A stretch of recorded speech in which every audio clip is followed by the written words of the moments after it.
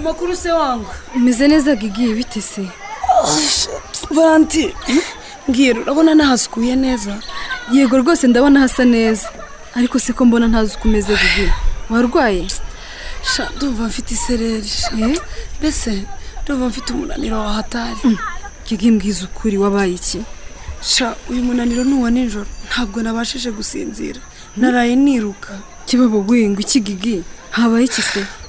Sha Rukara yankanguye mu gicuka mbwira ko abashinzwe umutekano baje kudutwara. Ngo Rukara? Yego. Yego. Ubwo nyine twahise twiruka amasigamana dushaka aho twihisha. Mana yanjye, nizere ko batabafashe. Buretse se wumva.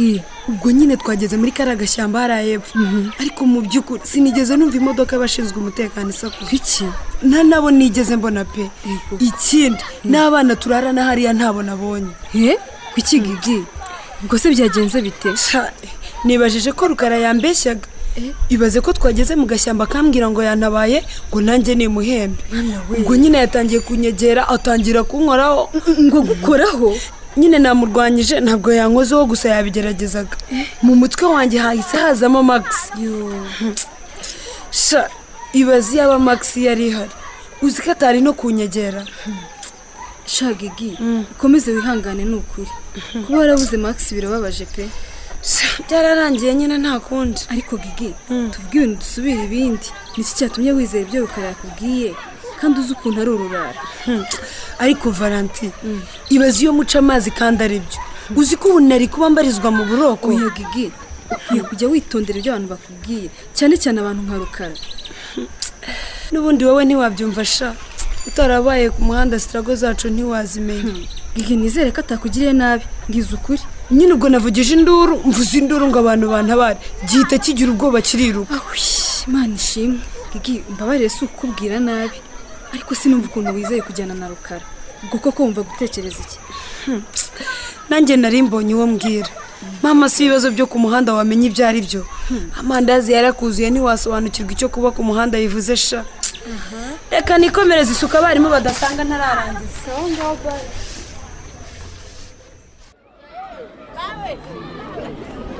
Mva wesha, mwebwe ibiruko byanyu byari bimeze gute? Shangiye nasubiragamo amasomo buri gitondo. Nimugoroba niho narebaga TV. Ariko we muto, byakuraniye gutandukanya ibihe. Mu gihe cyo kwiga uri kwiga no mu gihe cyo kuruhuka nabwo ukaba wiga. Ubaye ute? Ye shamba narabarushije gukoresha ibiruko byanjye neza. Bose wakoze iki? Shangiye nyine nize gucuranga izindi ndirimbo nshya kuri gitari yanjye. Nge nabangaga imiziki ya Kagasha. Anika n'ubizi. Aho gushyani. Mwende se dankiri imiziki ya Kagasha. Ngaho se sha, mvuwe directrice agiye kuvuga. Nimuceceke twumvikane. Muceceke. Murakaza neza mwese gutangira umwaka mushya. Nkuko murambivuga, ni byiza iyo umwaka utangiye ko tureba ibyagenze neza mu mwaka ushize ndetse n'ibyagenze nabi kugira ngo bidufashe gukora ibyiza mu minsi izaza. Sibyo? Yego. Ni muri urwo rwego nashakaga gukomoza ku magambo yagiye acicikana mutarajya mu biruhuko avuga ku bibazo by'abanyeshuri ku giti cyabo. None se hani, ubu cyo nicyo kibazo. Kubera iki? Sinshaka ko hari utuntu tw'utugambo nzongera kumva muri iki kigo muri uyu mwaka. Ndabizi kuvuga bimwe bya Valentin. Kuko nkuko mubizi. Kandi nta nicyo nishinje ibyo navuze byarabaye. Umva mbese. Ugutekereza ibibazo byose wateje. Shamba barani, ndabizi naguteje ibibazo rwose. Waramaze. Ntabwo nshaka ko tuvugana ibyo muzabigeraho burya nuko mwubahanye rega. Nukuri ariko nubwo nyine Pazo bikomeza kunsakuza. Sinshaka kubyumva. Kwirwa muganira ku buzima bwite bw'abanyeshuri bagenzi banyu ntago biba bikwiye. Kandi bizana n'umwuka mubi mu kigo cyacu. Hari abarimu bagiye kujya bakurikirana utugambo nk'utwo twirwa duhwihwiswa. Niharamuka hagize ufatwa yazanye amagambo azahanwa by'intangarugero. Pazo wumvise?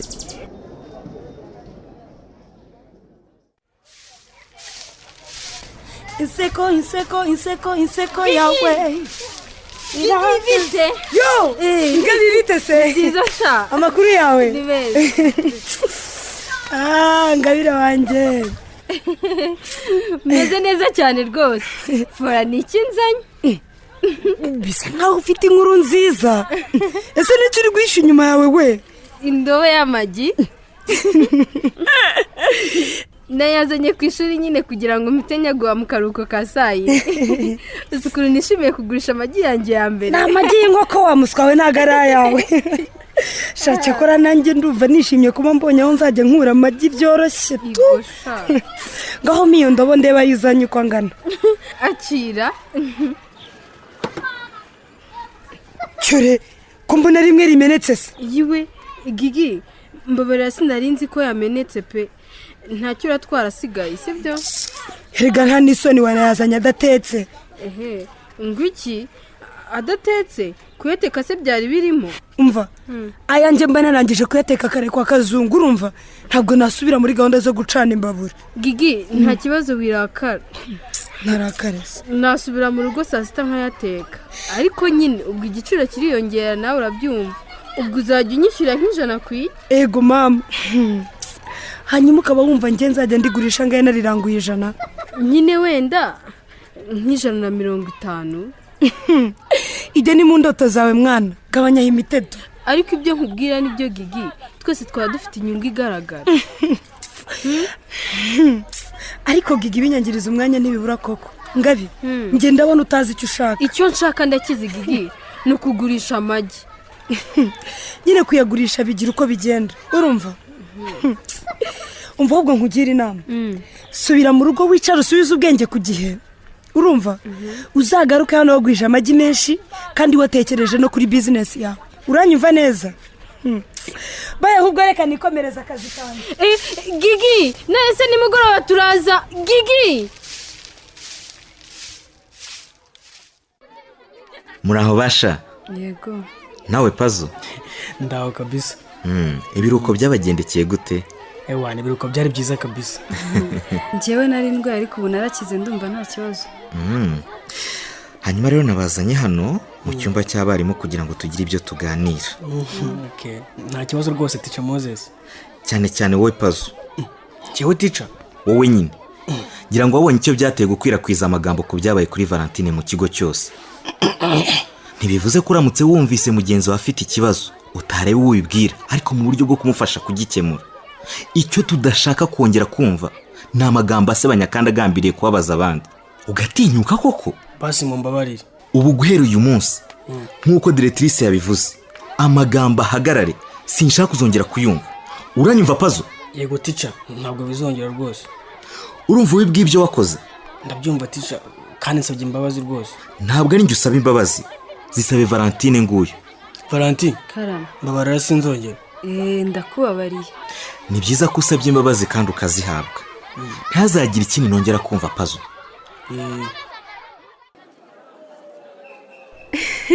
We ngabi muto Valentine nawe Gigisha mwegere hano mbabwire.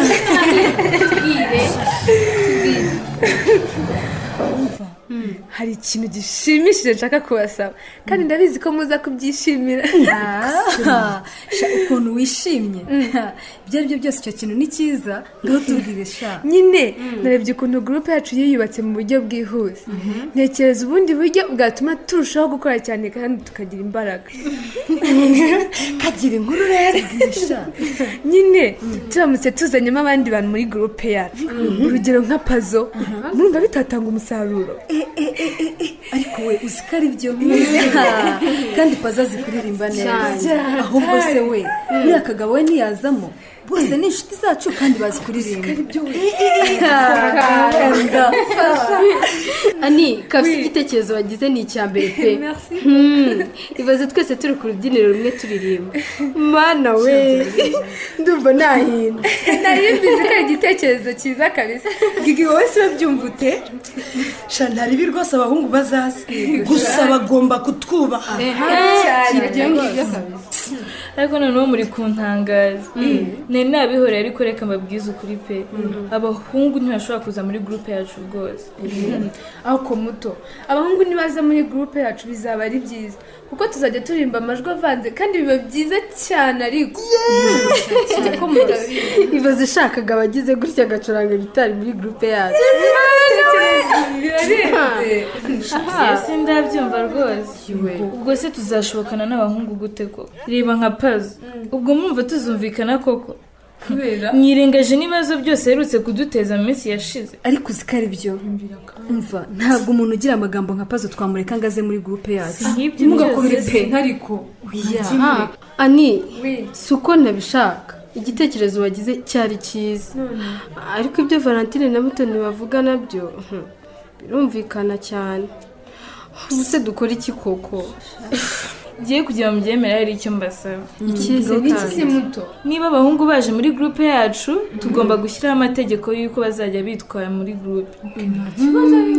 ndabishyigikiye pe kandi rimwe mu mategeko tugomba kugenderaho ni uko ibyavugiwe muri gurupe bitagomba gusohoka hanze.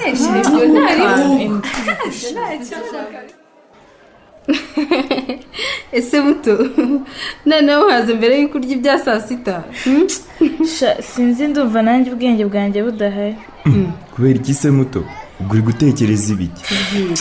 Mfite ubwoba bwo kuza gutsindwa iriya tesite tica Moses yadutunguje mu gitondo.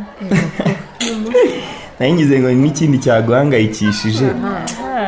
Njye sinakwirenganya rwose n'intsindwa zaba ari amakosa yanjye kuko sinigize nsubiramo amasomo mu biruhuko.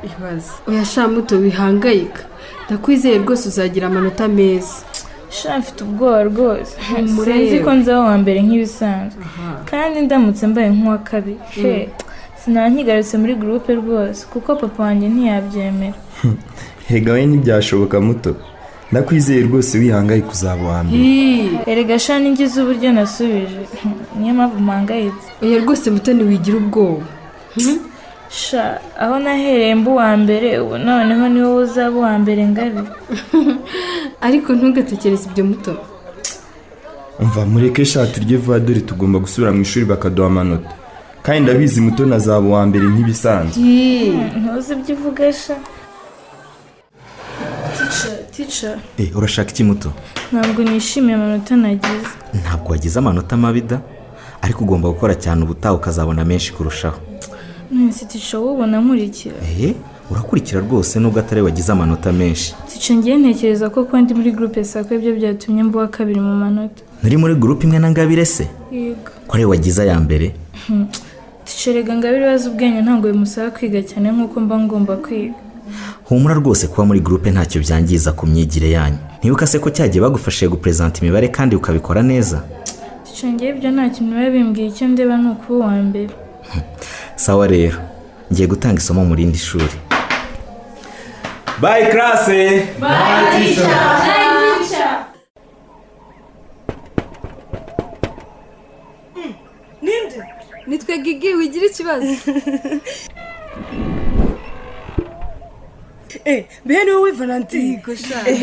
Kandi Ngabire nawe muri kumwe. Dore namike.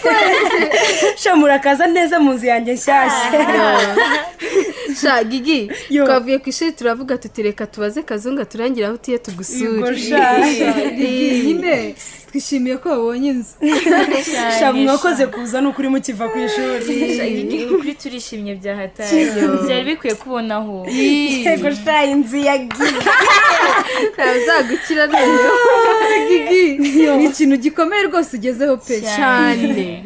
Ese ni utavuga uva we gise ngaguma muri iri vumbi kumana ni ese Gigi urara muri iri vumbi n'uyu mwanda ugasinzira ariko aka gakogara rata Gigi wenda ni gato ariko biraruta kurara hanze rwose. Ibyo Ngabire yavuze nibyo pe. Imana ishimye Gigi. Ahubwo se ni gute wabashije gukodesha inzu uraye? Directrice wanyu niwe wayinyishyuriye. Ubu noneho ufite aho uzajya ubika amagi n'ubunyobwa byawe uvuye gucuruza.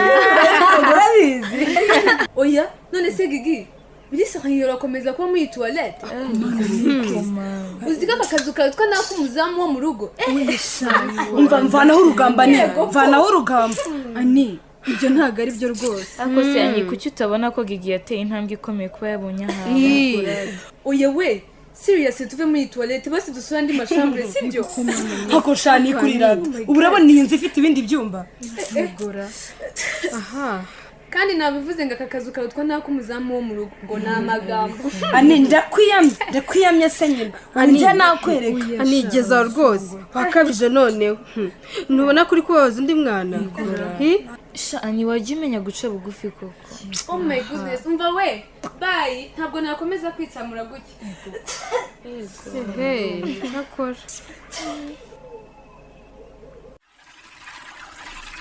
nkubi ese uracyakama mwiriwe wiriwe neza amakuru ni karibu yewe niko aya masaha ko zabaga zahumuje byagenze bitera yewe nuko unyihanganira Karisiti we ahubwo ba wicaye kuri ako kabaho mu kanya ndaba mpumura reka mbe nicaye wa mugani niwe ndananiwe mpitiye hano mvuye ku kazi buryo urakora cyane rega Karisi umbabarire rwose kugukereza wari kuba wahise ujya kuruhuka gusa nuko hari utwo nabanje gufasha Ngabire niko nkubi ufashe umukobwa wawe imirimo cyane rwose ibiba hano ahandi nabyumva namufashije da cyane ko basigaye afite n'ubworozi bw'inkoko ariko uzi ko ari utuma bagusuzugura ni wowe ubyikururira rwose erega Ngabire wanjye agira imirimo myinshi hano mu rugo kandi noneho na Rosaria yongeye kuremba ariko ubwo urumva atari ubutesi uba worora iwawe uriya mukobwa wawe yakagombye kubikora byose kuko ni inshingano ze wowe nk'umugabo mu rugo ibyo biba bikureba rwose umva rwose nkubwire Karisi njye nkunda umuryango wanjye cyane niyo mpamvu nkora uko nshoboye nkawurwanaho mu bushobozi mfite bwose oya nkubi ibyo ni ukurabaje no kwisuzuguza ariko Karisi njye sinshobora kwihanganira kubona umwana wanjye avunika akora imirimo amasaha n'amasaha ongere icyo akaguru ku kandi erega iyo uri umugabo uba uri umugabo uba uri umutware Karisi iyo umuryango bubahanye ntibavunishanye usanga amahoro ahinda bibera mu munezero ibyo bimenye ya papa nkubi urantangaje pe ngutanga ntabwo numva ukuntu umuntu w'umugabo yavuga atyo ubundi yize guhanuka bashyira ku murongo nawe wirinze agasuzuguro reka have sigaho Karisi guhana ubabaza umwana ntacyo umufasha ndakurahiye urumva umva rero ndabona ndi guta igihe cyanjye kandi sibyo byanzanye ngaho rero mu mpayo mata nigendere yewe uhamugane reka nakomeza kugukereza Muto ubonye ingaruka zo gutakaza umwanya mu bidafite akamaro si wowe mbwira cyangwa ndi gucurangira abahetsi mu rugo rwanjye ndakumva papa nyamuneka mubabarire dore ni ubwa mbere atahanye amanota ya kabiri mu ishuri ryabo meza se ntuzi ko ubusanzwe aba uwa mbere oya ibi ntabwo ari byo kwihanganirwa Suza ahubwo narakosheje kumvira mwarimu Moses papa ntiwari ko warasubiye muri ariya magurupe yawe ngusabye imbabazi papa ngo nuko ntabwo bizongera ngusezeranyije ko ngiye kwiga cyane pe winsobanura byinshi Muto icya mbere cyo nuko utazongera gusubira muri iriya gurupe ubu se koko aka kanya wibagiye ukuntu umukobwa wawe yaririmbye neza kandi erega ntiyanatsinzwe inota rimwe n'igice yabuze ngo yuzuze ndabizi gutsindwa n'amakosa yanjye ndavuze ngo guhera umunsi ntabwo uzongera kujya muri iriya gurupe kandi navuze ko ni ukuva ku ishuri ugataha na televiziyo ntuzongera kuyireba no gukoresha telefone ya Frank ndavuze ngo no papa mbabarira nuko ntabwo urarira urarira ibiki nta mikino muri uyu mwaka umenye kuri mu wa gatatu ugomba kuba mbere byanze bikunze mu kizamini cya leta nuko ntabwo bizongera